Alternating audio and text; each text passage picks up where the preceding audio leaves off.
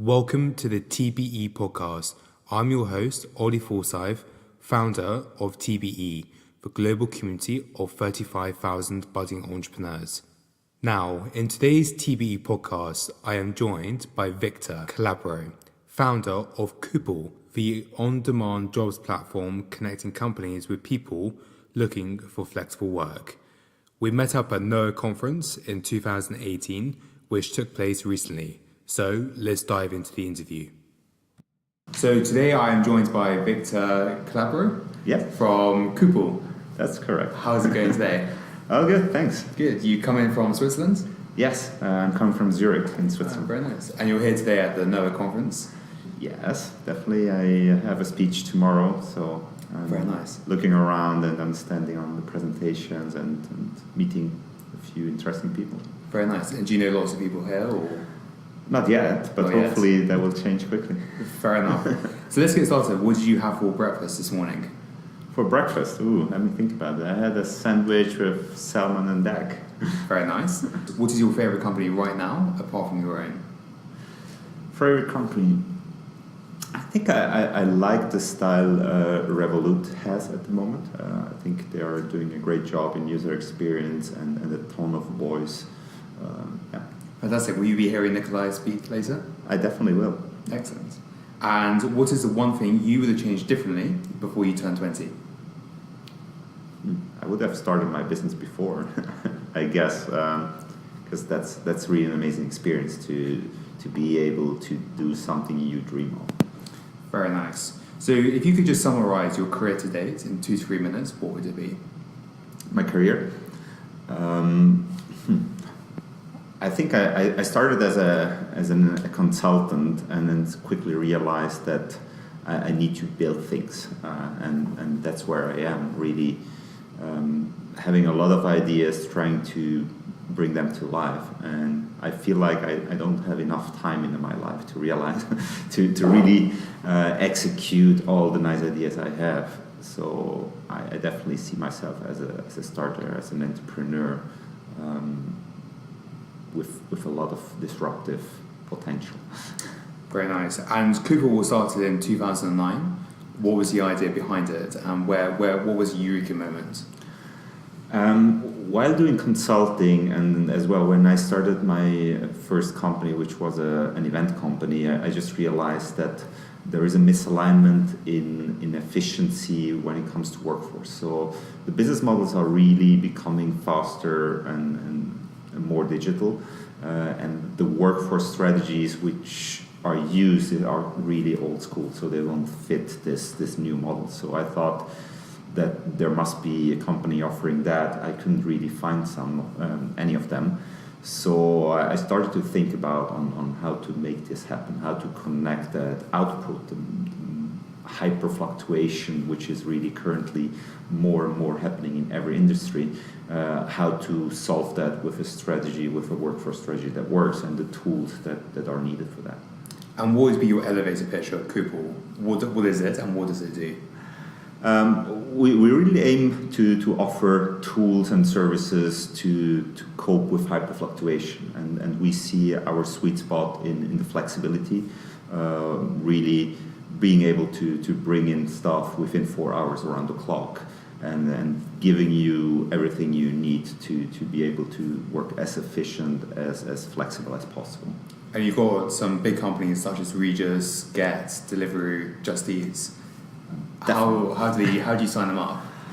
Well, there is a really strong demand out there. We can see that these companies really struggle to fill this short-term and short-notice jobs. We can see them struggling when it comes to unplanned absences, no-shows, stuff like that, or huge peaks, unexpected peaks. So they are really looking for solutions on how to bring this pain away. And so we are just really talking to them and offering them our services, and then we can see that this fits really well. So it's not a hard selling, it's really more consulting, or it's more presenting rather than a hard sell. And your HQ is based in Switzerland? It is, yeah. We started in Switzerland, in Zurich, and that's where we have a big operation. We have a large marketplace already there with over 250,000 workers on the system. And we can see the demand in the UK to be quite good as well, with very good growth and strong demand. And it's based in Switzerland. Is that an advantage, disadvantage? Based in somewhere like the UK? Well, definitely Switzerland is a nice market, is a nice island, let's say, which is kind of different. So you have 3 different languages in a very small market. So it's Swiss, it's Swiss, French, and Italian. Okay. In a market with 7 million people in the country, which is not ideal to scale quickly. You have good margins and not a huge competition, but as well the regulations make it quite complex. To start there, obviously it's not great to scale quickly, but it helps you really solve a lot of the pain points we will encounter in many other countries, like being multilingual, being able to cope with, let's say, legal environments which are not easy. So we see ourselves to be in a good spot for global expansion, as we are already operating multilingual in multi-countries. Even within a country, it's kind of another country if you go to the French-speaking part of Switzerland. And today you've raised $43 million, and obviously one of your biggest investors is Goldman Sachs. How did that idea come about of getting a big corporate to back you? Well, we first started, as we started in Switzerland, we could see the good traction. We could see that this could become a bigger thing all over the world. And so we thought, which is, by the way, not very Swiss to think bold. So we thought, okay, why not really go for the big pot? So we tried to understand on who can be the potential partner to really lead us where we want to go. And we started to talk to One Peak Partners, which introduced us as well to Goldman and others. And we thought that the setting in this respect and having a partner which can really fund this to a level which will be required to really win the markets is a strategic play which is necessary. And is having a big corporate like Goldman an advantage? Well, definitely. I think you have a good name which gives you as well security if you're dealing with large companies like the ones you mentioned before. You're becoming a vital part of their operation, and they want to rely on a company that will be there in a year or two. So I think it gives you the right brand, the right security to really signalize that we will be the ones that can make the race, and we will be the ones that will be around to support them. And in some cases, we are really operating the business for large companies as well in Switzerland. Zurich Airport would stand still if we will not be able to deliver anymore. So we would see a grounding, which is quite a big thing if you don't have the right support. And your initial funding, how long did that take to raise?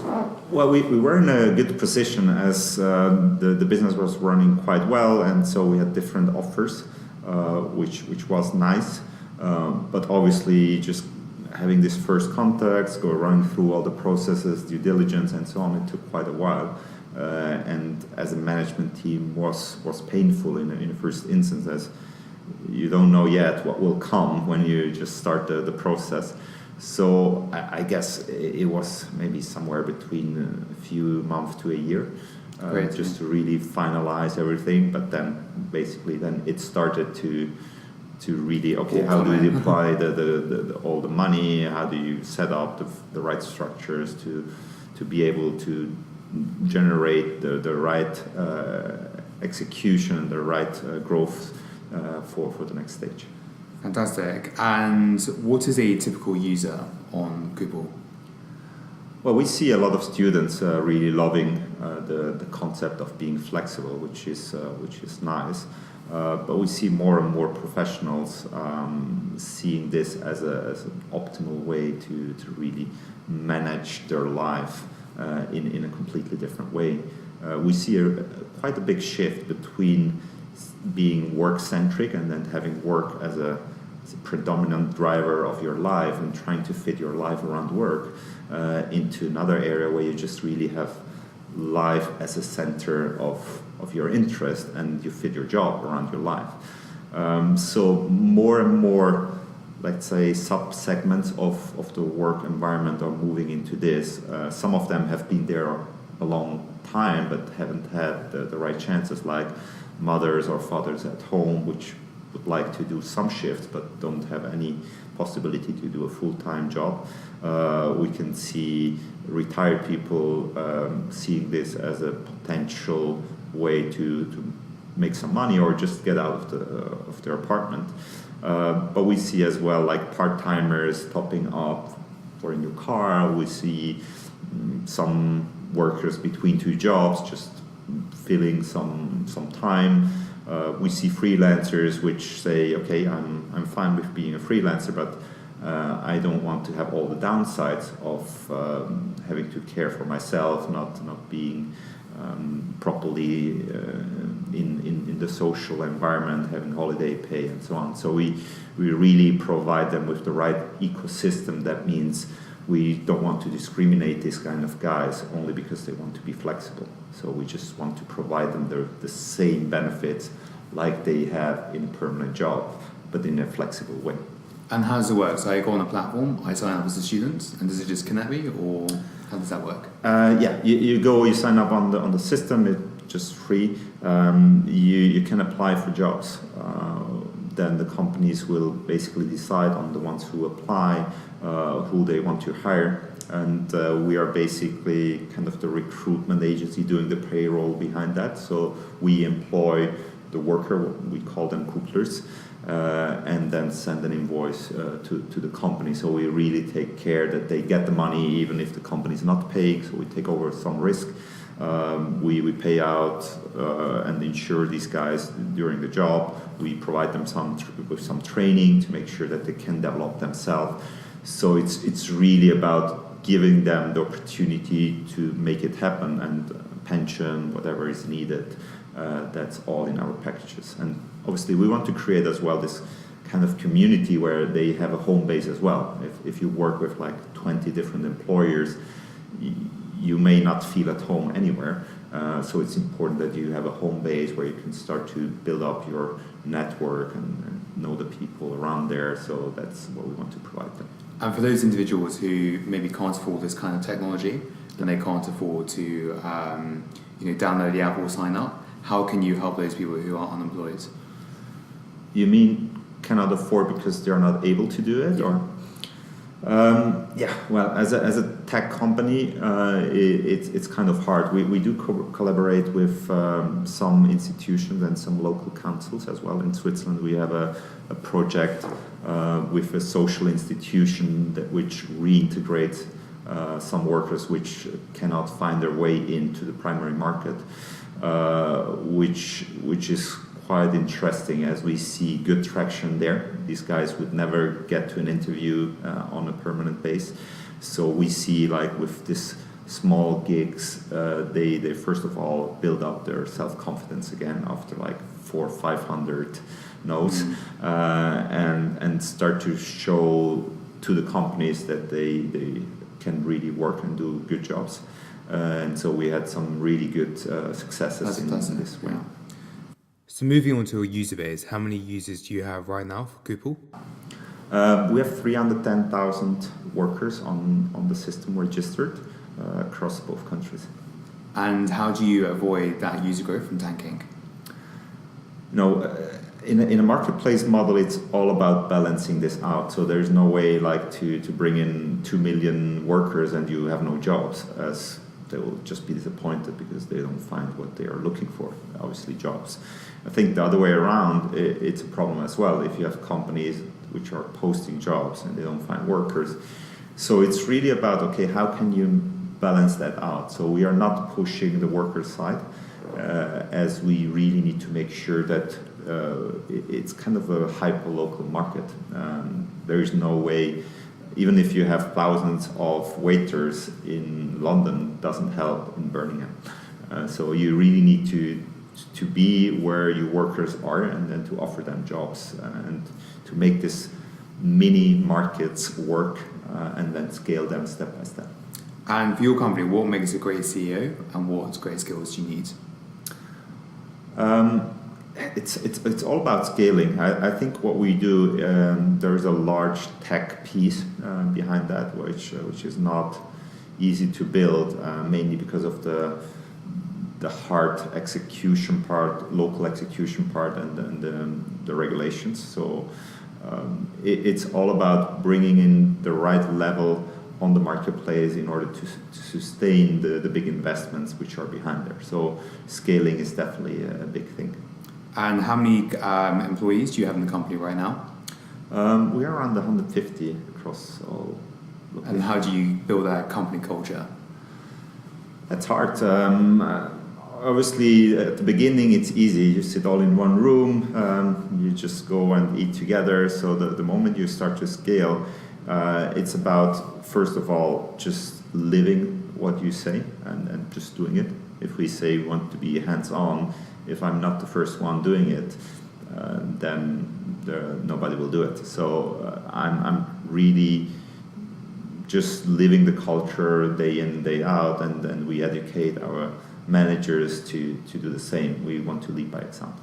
And how many offices do you have right now? London? London and Zurich are the main offices, and we have a development side as well. And do you find the company culture is different in London and Switzerland?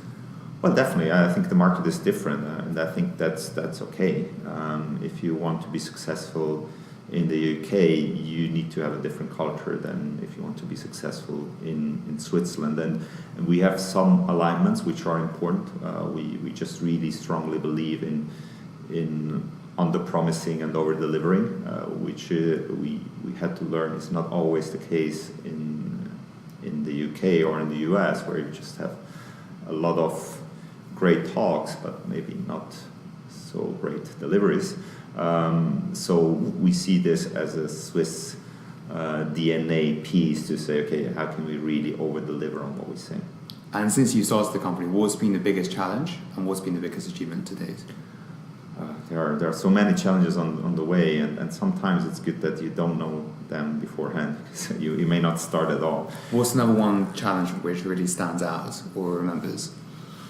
Well, it's a roller coaster. I think it's just really motivating yourself every single day to just keep fighting and then having the energy level to be just there every single day and not let go. It's not always easy, but it's good to have a team where you just can feel the energy coming from different sides, where even if you have a low day, you can feel others just pushing, stepping in and pushing, and then that's great. So having a team can really help you out after the low phases.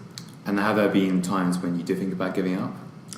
No, I don't think there was a moment where it was really about giving up. It was more about like, I just really need a break. So you take a couple of days and then you refresh your mind, and then you see just this huge opportunity ahead and say, let's make this happen. This is a once in a lifetime opportunity.